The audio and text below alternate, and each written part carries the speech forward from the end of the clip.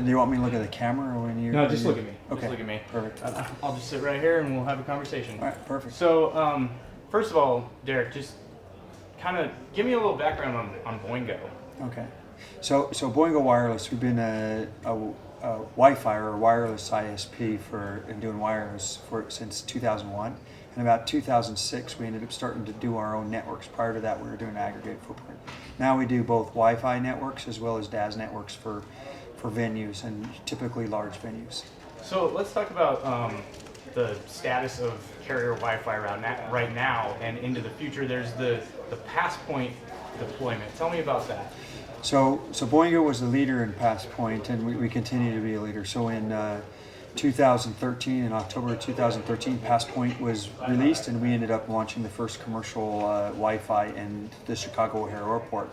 Last year, before Mobile World Congress, we ended up launching it for all of the subscribers and in February of 2014 on 20 airports.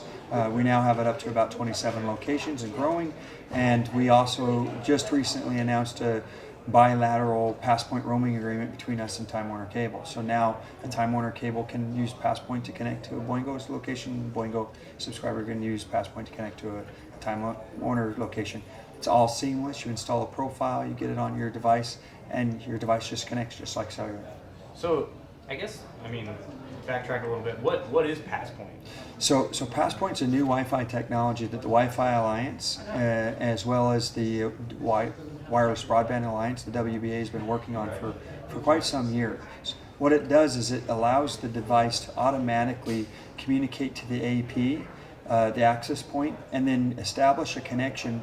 And when it's doing that, establishing a connection, it's a secure connection. It's simple, it's secure, and it basically requires nothing from the individual. It just works. They connect just like what you were doing with cellular. So that's really what the technology is. It's basically making cellular work like Wi-Fi work like cellular.